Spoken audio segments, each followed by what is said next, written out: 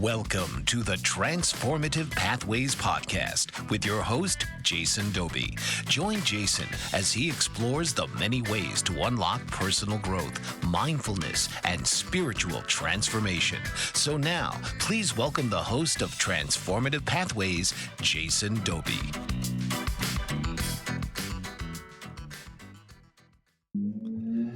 Hello, everybody, and welcome to the show. I'm your host, Jason Doby, founder of Transformative Pathways Life Coaching. Thank you so much for joining us today. Before we jump in, I want to let you know about something I think you're really going to want to check out. It's a free 5-minute stress test I just put together. If you've been feeling off lately, stuck in your head, tense, or like you're snapping at people for no reason, this will help you get some quick clarity on what's actually going on underneath it all. It takes 5 minutes, and by the end of it, you'll have a clear sense of what you need right now to feel more calm, steady, and like yourself again. You can hit the link in the show notes at any time to access the free 5-minute stress test. All right, let's get into today's episode. So the topic for today is taking responsibility, how owning your choices shapes your life, with our guest, Mr. Scottie Fish, who's joining us today from Collingwood, Ontario. Scottie is a big-hearted creative entrepreneur and storyteller who has walked through fire and come out the other side with purpose, presence, and power. Born and raised in Fergus, Ontario, and now rooted in Collingwood, Wasaga Beach area, Scottie's journey through recovery and personal transformation has shaped the way he shows up in the world with truth, humility, and heart. Whether it's through writing, sharing his story, or simply holding space for others, Scottie believes in the kind of growth that starts from within and ripples outward. His work is rooted in creative resilience, turning pain into purpose, and reminding others that they're never as alone or as broken as they think. Scottie will be celebrating 1 full year of sobriety on June 5th at Trinity United Church in Collingwood, a powerful milestone and testament to what's possible when you commit to healing, community, and the courage to begin again. Scottie, welcome to the show, my friend. Thank you so much for joining us today. Hi, Jason. How are you? Long time no see. You still have that about you that everybody knows and loves. And if I may say one quick blurb here about your 5-minute stress test, I wish I had that back in high school. It would have probably saved me a lot of trouble. Yeah, that's true, man. And it has been a long time. I don't remember the last time I saw you in person. It probably was back in high school. Had to been, or at least not long after. Probably at somebody's funeral. Yeah, likely. Yeah, it's been a long time. We used to have some good times at the pool hall. We used to play a lot of pool. Yeah. Oh, yeah. Yeah, Remember there's those lots days. going on there. Congrats on everything that you've accomplished, and it's informative and it's great. Awesome. Thanks, man. I appreciate that. Well, I'm so excited to dive in today with you, Scottie. To start things off, would you mind sharing a bit about your personal story and what led you to where you are today? Sure. Depends on how much time you have. This could go on for quite Yeah, some time. this could be the I whole show, man. share I share a lot of experience, strength, and hope over the last. If I have to cut it down to, I can cut it down to about a decade, and it's been transformative to say the least. And I share my stories weekly, sometimes multiple times a week, on many different platforms. The area that I've became sort of a staple in is part of the recovery process. I did a live docu series uh, through Facebook and other social media platforms, and it was kind of when it was still a stigma behind, what the hell is wrong with people, when we all know what the hell is wrong with people. But it wasn't until I had to take accountability for my actions.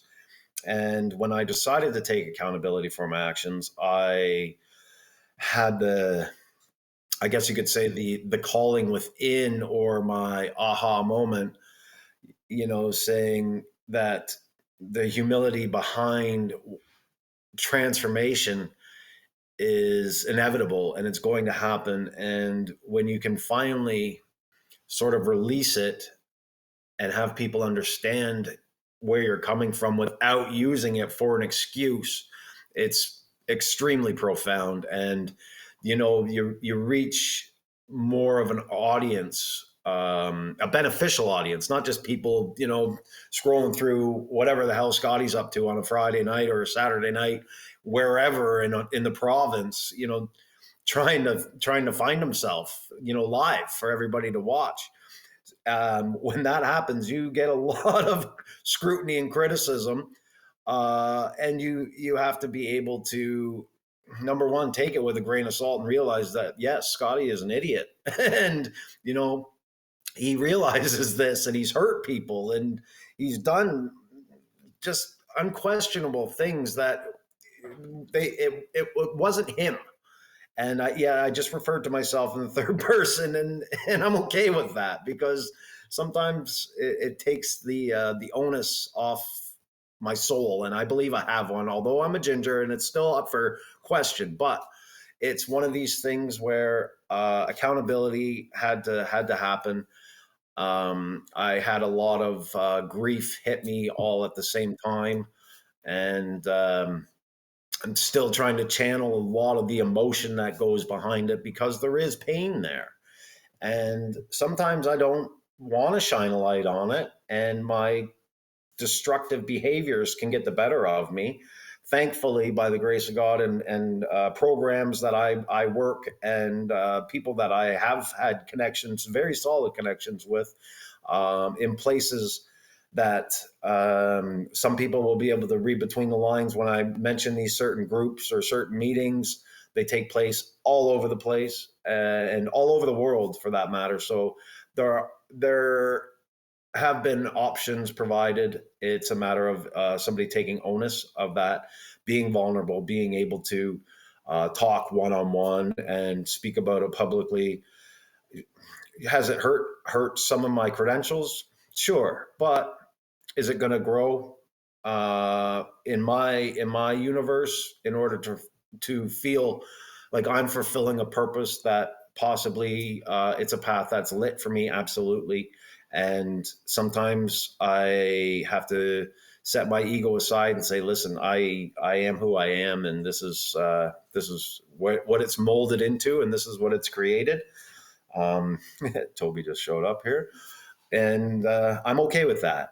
And when I go and speak, and when I talk to people, I couldn't tell you how many calls, it's mostly messages now, that come through on a daily basis. It's absolutely mind blowing how many people I've affected in a positive way. And now it's turning. I'm not calling myself old, because I just strongly believe that age is just a number, but it's now into the generational curves, with Brooklyn and Jasmine and them being adults now, and having their friends, and I'm friends with, their parents when I went to school with their parents, kind of thing. And it's small town mentality. So I don't want to brand it as anything, and I really don't want to try to, create an income stream off people's demise. And I feel as if I speak freely, and I'll quotate that word free, and try to provide just the information that I used and how I did it. That's all that's required of me. I can't tell you what to do. I don't want to tell you what to do, but I will tell you what will happen, and the things that will come with poor decision making. And I still make bad decisions all the time, and I'm okay with it. They're just not, detrimental to my life for the most part. Yeah, that's great, man. Yeah. That's awesome. And like, how would you describe your path to recovery? Like, how long have you been on this path, and what was the turning point when you knew something had to change in your life? I would I should have been on this path for 30 years, in high school, and kind of in the sort of the pre-high school era, the transformation between, grade 8, grade 9 and being mature, and I'm not mature. Finding a place to kind of fit in. I sort of, my heart was in kind of every little group or clique or whatever you want to say. Everybody had a little piece of something that I liked or I thought was intriguing, and I just enjoyed people. I enjoyed stories. I enjoyed seeing people laugh and, helping out. And I started drinking, and I really enjoyed it, and it made me feel even better. And I didn't really think much of it until, I couldn't stop. And I lost a lot due to that and due to unresolved traumas. I really took notice and onus of it about 10 years ago. I was very successful in the business area of things and managing quite large companies.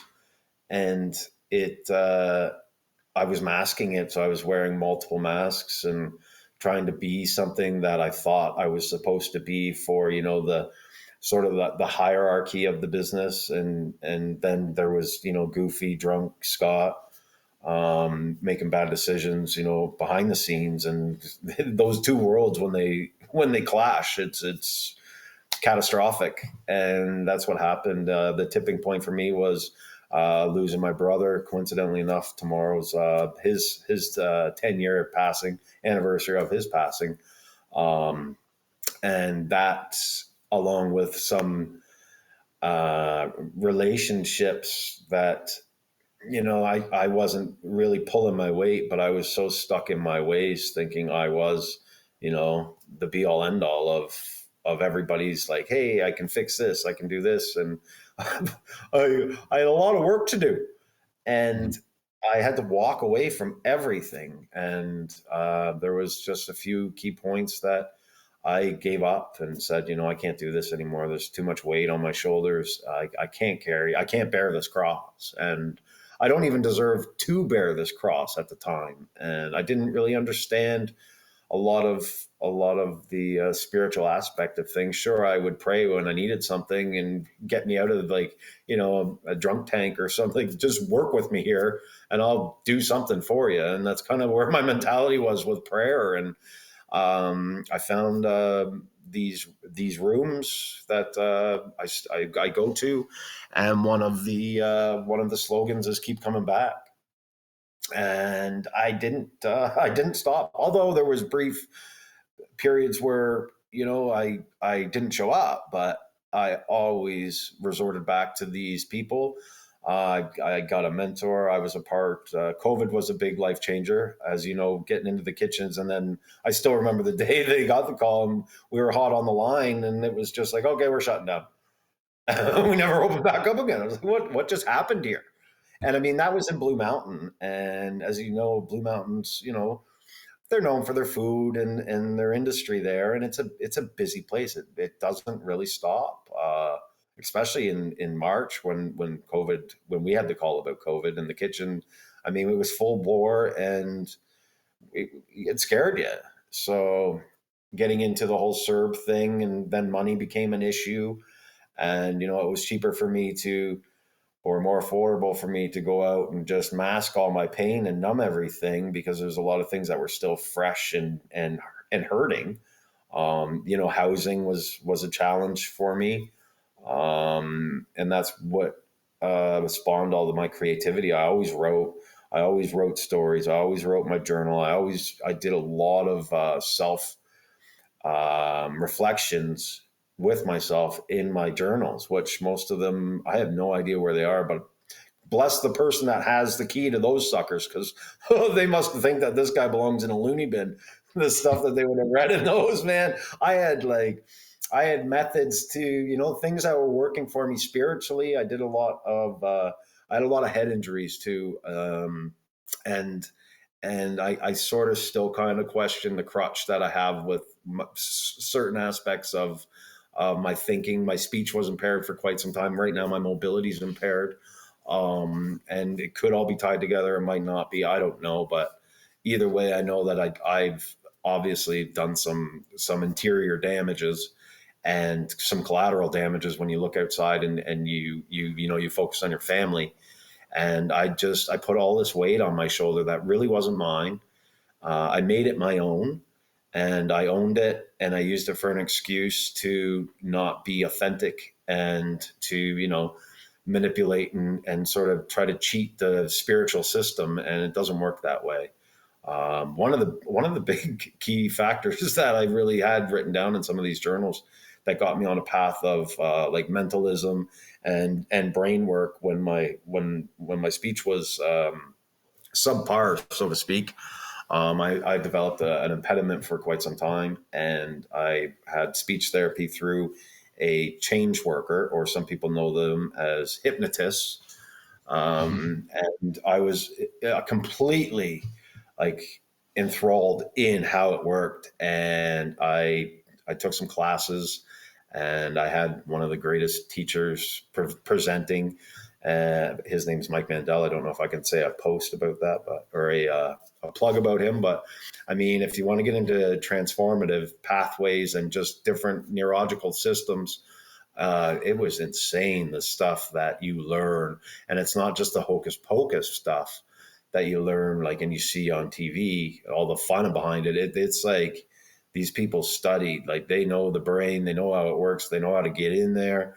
And if you just allow yourself to open up and be mindful of exactly what is going on in your awareness, it would blow your mind the amount of change that you can do when you're inside your own head, or allowing somebody who's good inside your mind. And I mean, using that, and then, becoming a part of or helping out a lot of the community with the food banks and the homelessness and that problem that was arising before it even became a big thing. That was where I poured my heart and my learnings into. So I was giving back. And it's another part of a slogan that we do is, in order to keep it, you must give it away. So I gave it all away. I literally gave everything I had away. I didn't want anything. I didn't want any ties. Like, I didn't want any, bad juju on my clothes or in my body or anything. And it just kept growing. And then when I realized that I would talk about what I'm learning with people, then I just sounded crazy for a little while, because I only knew bits and pieces of little things.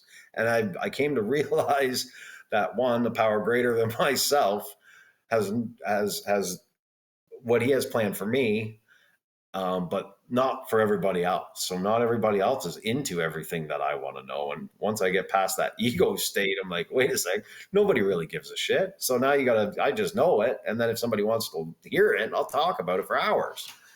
But you don't have to go and tell everybody everything about you, because they don't really want to know. They just want to know if you're still messed up or you're not messed up. That's all they care about. It's a yes or no. Yeah. And now it's now some people just don't even talk to me because they don't want to hear me explain, my whole life, because I am an oversharer. So I tend to overshare from my heart. And the experience that worked for me is I was a part of a group called the 13.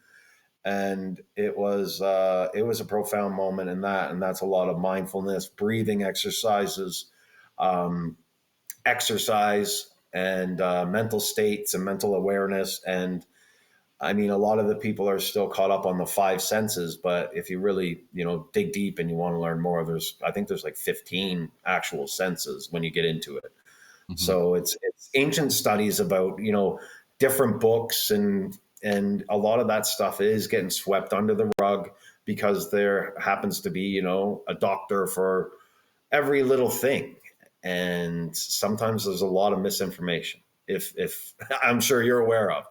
And, if you are even questioned once about misinforming somebody, then all the credibility's gone. So I walked the line on my credible sources. I just say it's me, and then take it with a grain of salt, because what do I know? I'm just, a ginger in this world of, 98.9 other people that aren't ginger. And nobody's been able to figure us out. And, I've learned what worked for me, and there's just, I've tried everything. I've been through the ringer. I've been down every single road that somebody could even want to try to attempt to walk. And I'll tell you, just save your time. And my boots have been in the dirt, and my boots have been, on marble floors. And sometimes it was good, and other times the good seemed bad, and the bad was, a misdirection that led to something greater. So open mind, accountability, and not being afraid to restructure at any point of age is definitely growth. Times change a lot, and it's having the ability to prepare, but not if your plan doesn't go as planned, then don't hold that against anybody, and just try not to hang on to it, and be able to be free to allow yourself to literally just be free, live in the moment, and hopefully your moments are positive, because you can get into your head so easy, and most of the time it is in their heads. It's ingrained in your self-talk and your RFA, we call it, but your just your visions, your playback that's constantly going on in your mind. And I do this because you sound crazy when you say it, but it's just constant shit, that, pardon my language, that goes on in the background that you don't know that's there, but it's your running program, and you got to get in there and really figure out what the hell is wrong with you. Then you got some hard work to do, but much like yourself here in places like this, and doing service like this is super informative. It definitely helps, and it gets the ball rolling for somebody sitting on the other side of the screen going, look at these two guys, I know them both, look at them.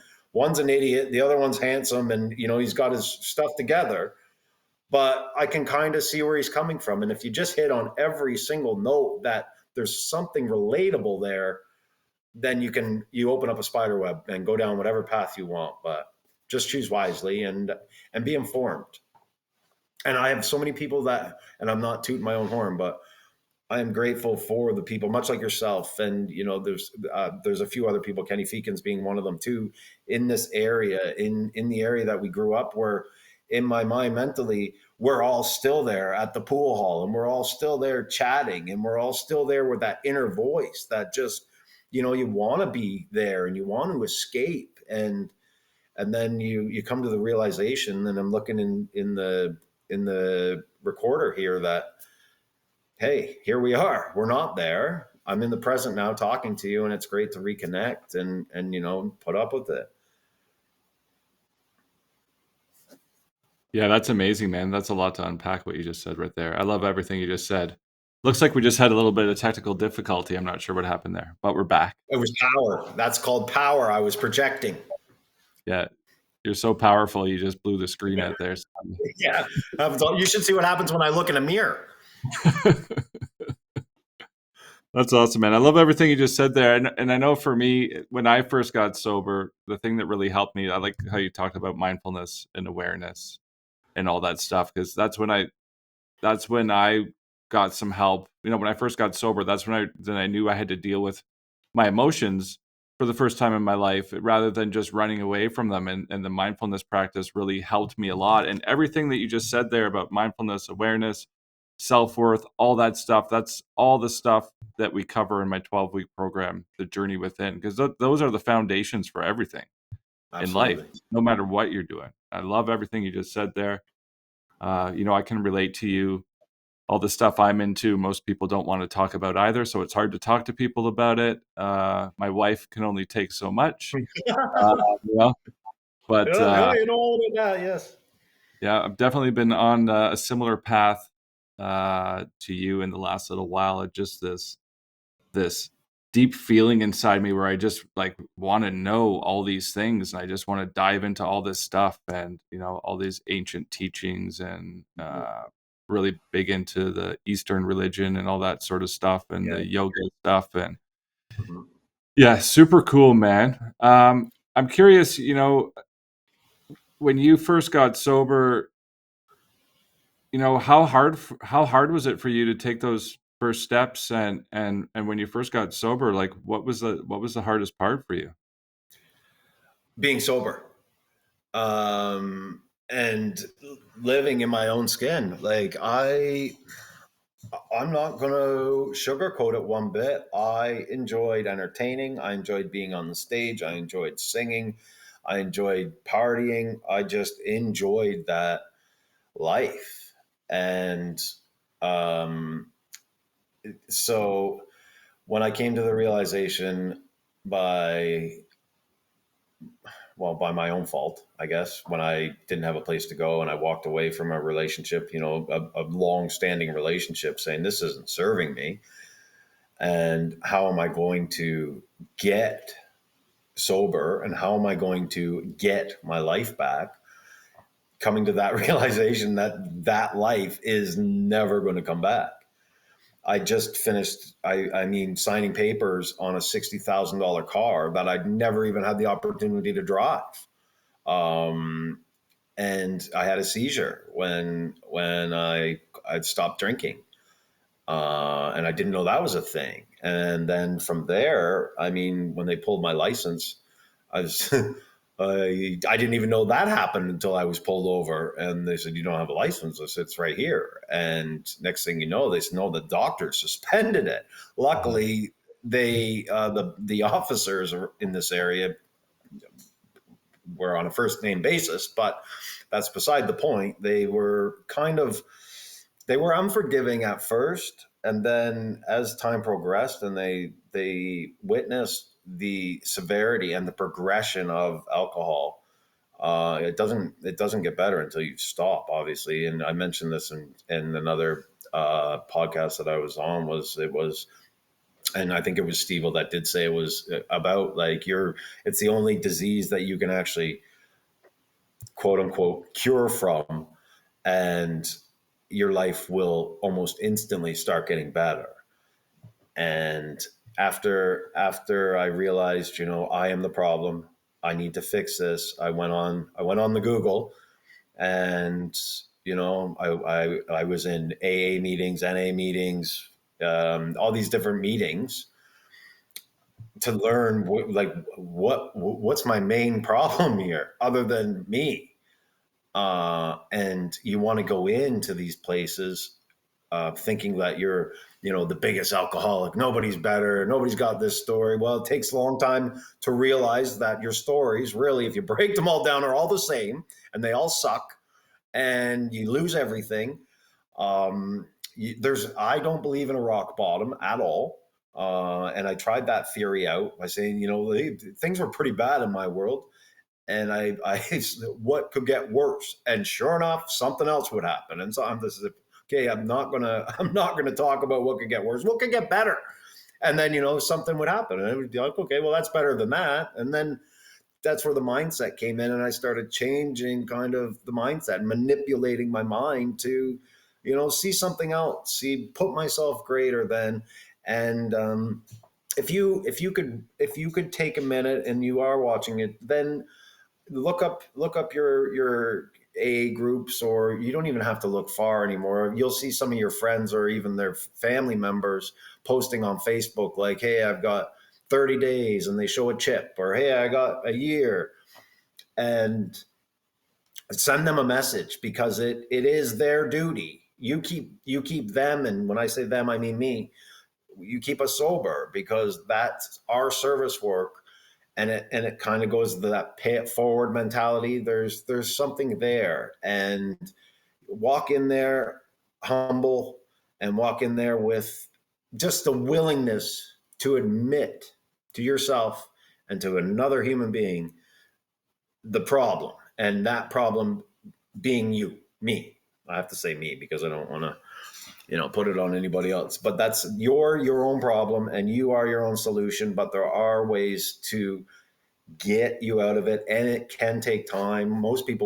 Some people get it their first try, and then you have the people that only make up excuses why they didn't get it their first try. I've tried about 600 times, maybe 606. I've been sober now since January 20th. And as you know, or as you mentioned at the start there, you're more than welcome to come and see what a 1-year celebration looks like. Surrounded by people that don't know you, don't care about your story. They just care about you getting better, because if you get better, everything around you will get better. And it's pure unconditional love. And that was one thing that I didn't open my heart up to. I could give all the love every day to all these people, but I never accepted somebody else's love into my heart, because my heart was so protected and damaged at the same time. But I give myself up every day. I surrender myself every day. You have to do a little bit of work. And even if you don't want to do the work, at least pretend you're doing the work, because you can trick yourself and say, okay, well, you just have to do it for a day, an hour, whatever, a minute. There's so many cliches behind certain areas of it, but just show up and try a meeting or reach out to a friend and just tell somebody and be vulnerable. And yeah, it's a life changer. If you want to just break it down easily, is be vulnerable to somebody, be open to somebody, and don't worry about their criticism, because they'll want to reflect their knowledge of it onto you and try to relate in some way. But that's where you can be selfish, and you can't spell selfish without fish, Jay. That's one thing that I've learned. Yeah. I've trademarked that, by the way. Yeah, that's amazing, man. That's amazing, man. What does taking responsibility mean to you, Scottie? So when I've taken responsibility for my own actions, that means back to the vulnerability thing, and it comes to doing your best to make amends and just tie up those loose ends. So you either have the loose end that's dangling, you either tie the knot and solidify the fact that, hey, I was an idiot, I apologize. If you're okay with it, is there something there that is worth hanging on to, or is it not serving me? And being okay with saying, all right, well, we got to part ways, no bad blood or animosity or anything. Just, I'm going to go down this direction. You continue that direction. And, you got to cut the ties off. You have to be okay in your own skin and hold yourself accountable, and have the responsibility to know that everything is going to be okay if you just be. And the whole world's going to go around you and things will happen. You can sit in one spot and you know what, everything around you is going to change. But you have to take some steps. And I equate the accountability directly with responsibility and doing the next right thing. And if you just sort of allow things to supersede your mentality when it comes to, I'm right, everybody else is wrong, I don't have a problem, and not make it about self-seeking and attention, leave your ego at the door, as they say. It allows for different people to come into your life, and then you can then be responsible for how you treat those people. And then it'll gradually start to grow into something more greater than yourself. And hopefully a lot of people can find some sort of spirituality, or just something that is greater than themselves. They, like the God complex or whatever, any kind of complex, is getting outside of oneself. Mm-hmm. and just being there. So I'll ground. I'll wrap my feet in copper wire. I'm not going to just tell all my secrets, but that's not why I'm a ginger. But you can't stop the copper top, and I'm telling you, you wrap your feet in ginger in copper, and you ground. You sit out there. You lie down in the dirt. You just be, and that's where the power and the energy comes from, and it's healing in many different ways. Mm-hmm. Yeah, grounding's amazing. I had a conversation with one of my clients this week, and we were talking about grounding, and I was trying to teach him how to like moving the energy out of his body. And because a lot of things, we can say the affirmations and do all the stuff all we want, but we get feelings involved with that too, and the feelings are just energy, and just moving the energy out of the body. And I think grounding's a great way to do that, and just kind of pushing the energy down into the ground, or breathing into it and pushing it out of the heart, which is a pretty powerful practice. I love that too. Last summer, this is a pretty bad dad joke, but last summer I was on a little grounding kick. I wasn't wearing my shoes at all, and I was taking my kids to the park, and I was just in bare feet all the time, and I was the weirdo dad without any shoes on. And this kid said to me, "How come you don't have any shoes on?" And I would say, "Because I'm grounded." That was I thought it was funny. My kids didn't really think it was funny though. Jason, well, two things you touched on is I probably have, there's, just to prove that I'm not lying. I'm sorry for your viewers. I hope they don't mind, but you know what? That's up to them. And you know what? I glued my index finger and my thumb together the other day. And I think for the next few days, it's going to be okay. And that was the dad joke that I used this week. And let me tell you, Jasmine and Brooklyn do not appreciate my dad jokes, but I think they're quite funny. No, that's good. As long as we think they're funny, that's all that matters, man. I think they're hilarious. But who am I? But the grounding is definitely it's key. And for me, surrendering. I'm just so happy I'm near water. I believe that's powerful too and very cleansing.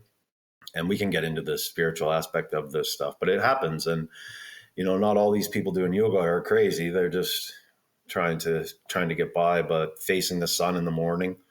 And you can look at the sun between certain times, and it's actually cleansing, and it does open things up in your mind. You can feel it tingle, and you can also do it at night, but in the morning is the most powerful. I'm definitely a 5 a.m. club kind of guy. I like that time. Tracy's also a 5 a.m. morning person as well, and we're both wired for sound. So some days it's not that great for Jasmine downstairs because it sounds like two squirrels running on a wheel. We're just back and forth. We're so quick and we mesh so well together that sometimes it looks funny from the outside. And then writing it out before bed and getting your thoughts out there. I call it handing it over and giving it up. Other people may just call it, journaling or writing. But writing is a powerful thing that most people don't do anymore. And a lot of people don't even like reading. Like my Facebook post can be like 17 chapters long. I don't expect anybody to read those, but when they do, I'm like, you read all that? I don't even remember what I wrote. So sometimes it's just putting it down, and then I'll go back and reflect back on it in a couple months or whatever and be like, okay, yeah, so I must have been onto something there. And then you start putting the dots together and it becomes a game. It's fun.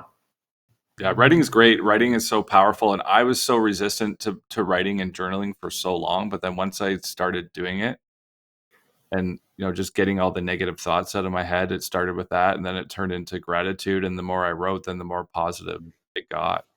And a big thing for me, like I read my first book when I was 35 years old. I'm turning 44 this year, I think. So when I was 35, I decided I'm not watching fucking TV anymore.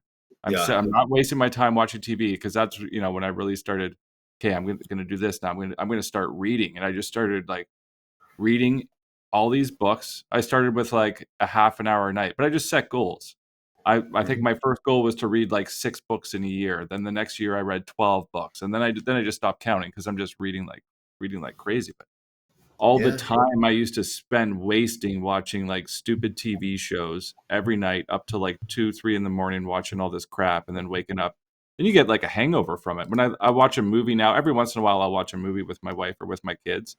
And I get like a hangover from it, from like staring at the screen. It sucks your energy out.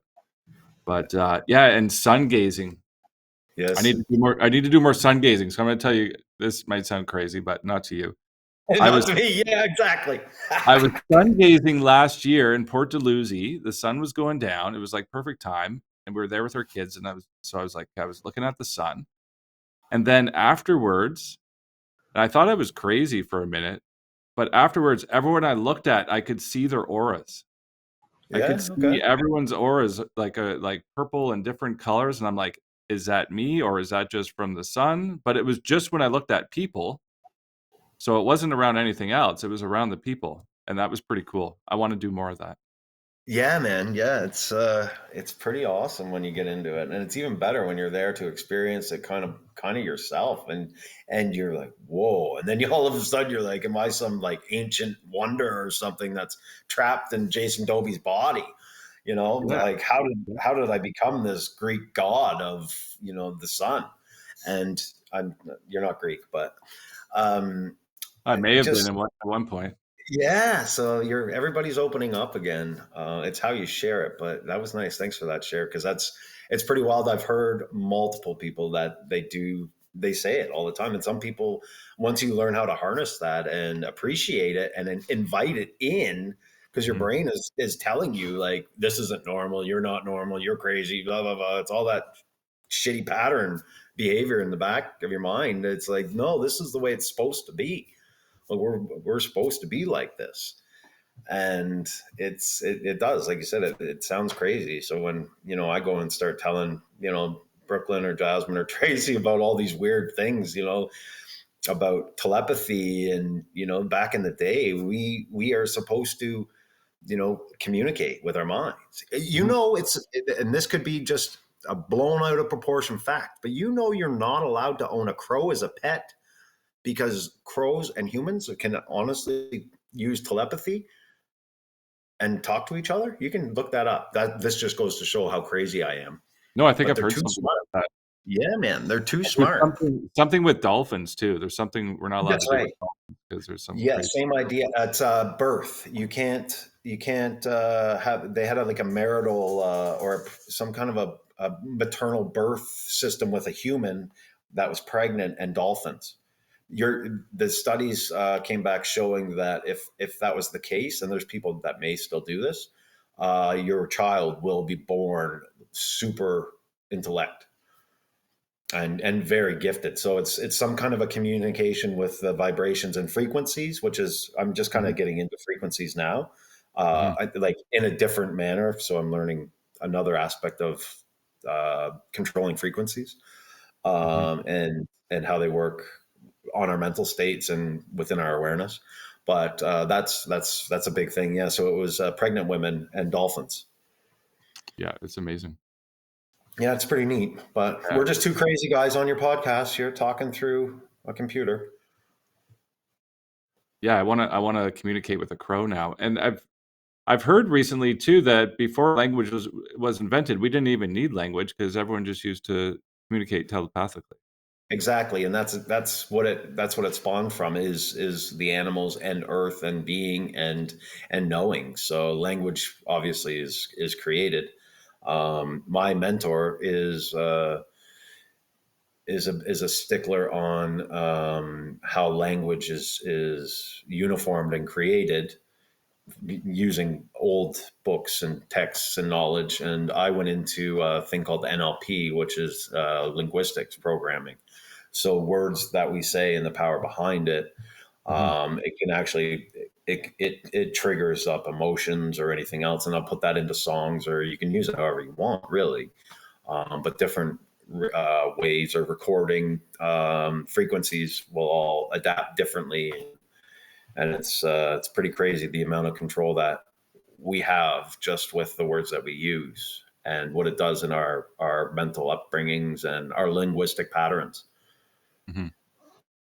Yeah, Yeah, everything is frequency, and I learned recently too that our thoughts emit a frequency as well too. So even just thinking is putting things out there.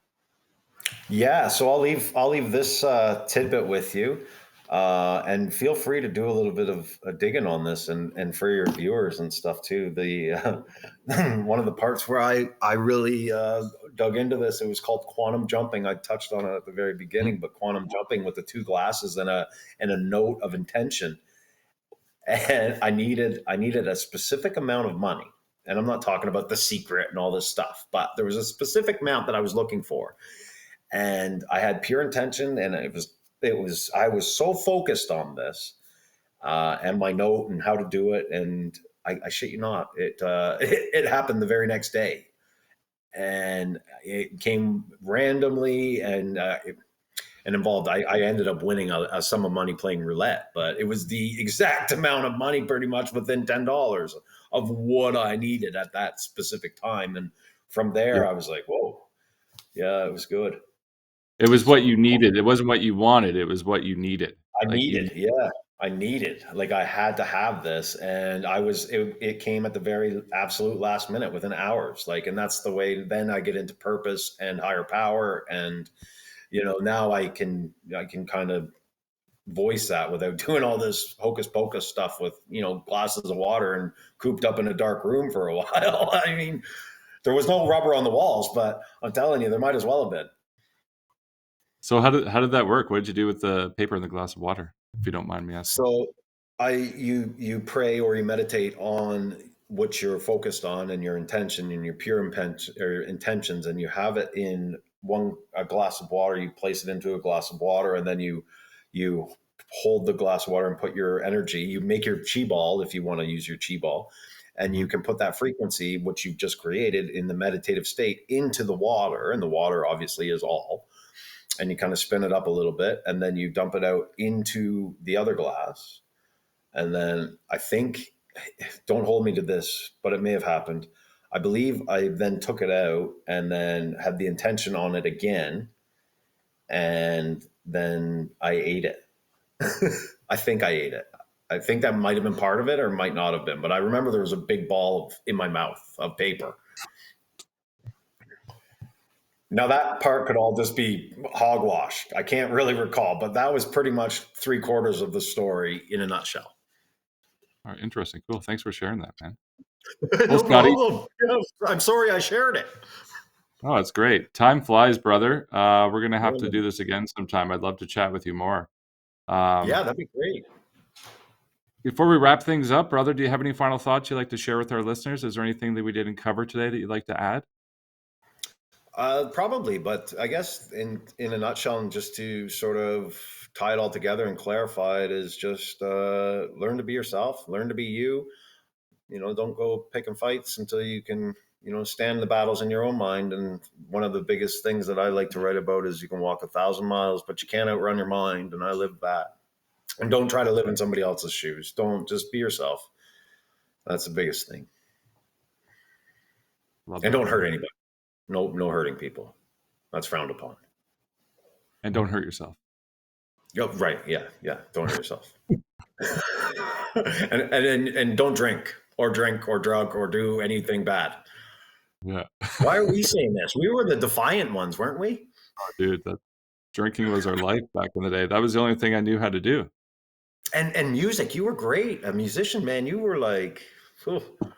Thank you for saying that. I still play a little bit. I don't have a lot of free time, but whenever I do get some free time, I'm still young. So I'd say, my goal is before I'm 50 to get my jam room back and get all my stuff geared up and get really into it. Once things start rolling for me and I get some time, that's going to be my main focus. Yeah, music was huge. My hand's this one's a little janked up. So now it's just back to vocals, but now I don't even do that. So it's just writing. So I can write it and allow somebody else to do the hard work. Yeah. No, music is awesome. The only time I really get to play music is I play by myself a little bit, but with my kids. I like to share it with my kids. I have my drums set up downstairs. They play it. They're really into it, so that's super cool. We jam a little bit, so that's cool. Yeah, you got to share it with them. My girls don't listen to me one bit, so. I love it when my kids just sing. There's nothing that makes me happier than one of my daughters in the room by themselves just singing random shit. That's one of my most favorite things in the world. I just want them to sing forever and never stop. I agree. I agree with you 100%. Awesome, brother. And where can people find you if they'd like to connect with you, Scottie? Well, I've toned down a lot of social media right now. I mean, for the most part, you can find me in rooms of certain programs all over Ontario. You can reach out to me just on my own Facebook account right now, and we'll see where that takes you. Because if you read the fine print, you can find me in different spots. But I don't want to get I don't want to overstretch myself. No, I hear you. That's good, man. And what's your Facebook profile? It's Scottie Fish, right? Yes, with an IE. Scottie, the one and only Scottie Fish. Yeah. Awesome, man. Well, it was so great to chat with you, Scottie. I look forward to doing it again soon. We should definitely connect sometime. Maybe we can do a call, and I'd like to keep in touch with you a little bit more, bro. I think we have a lot. Yeah, ditto. Yeah, it's great, man. Great path, great group. Thanks to everybody on the other side there that you can't see. Appreciate the cues there, letting me know that I can shut up now. Awesome. That was so great, Scottie. Thank you for joining us today. And I don't think we have any links to share in the show notes for you, but if you want to connect with Scottie, you can reach out to him on Facebook at Scottie with an IE Fish. Right on, Sure, man. absolutely. Thank you so much, Scottie. Thanks so much, brother. Yeah. Take care, guys. Awesome, man. And as always, if you'd like to connect with me, you can find me on Instagram at transformative_pathways. And I'm also on TikTok at Jason_Dobie. You can also find my link tree in the show notes below. It has everything in one place, including my socials, my email list, and access to my private community, The Mindful Path with Jason Dobie. And just a quick reminder before we wrapped up, if you haven't checked it out yet, I dropped a free tool called the free 5-minute stress test. It's a simple way to slow down and get real about how stress is showing up in your life right now. You'll get a clear breakdown of where you're at and a few tools to help you feel more grounded, steady, and back in control. It takes 5 minutes. It's totally free. You can find the link in the show notes. So make sure to check it out when you feel ready. And if today's episode sparks something in you and you're feeling called to explore your own inner growth on a deeper level, I invite you to check out The Journey Within. It's my 12-week coaching program designed to help you break free from stress, self-doubt, and feeling stuck so you can live life with more confidence, clarity, and purpose. Just head on over to jasondobie.com or click the link in the show notes below for more details. And if you enjoyed today's episode, we'd love it if you could like, subscribe, and follow us on your favorite listening platform. And if you'd like to support the show, we would be so grateful if you could take a moment to leave a review. It would mean so much to us and also help the show reach more listeners. And again, thank you so much for joining us today, and we look forward to connecting with you again soon.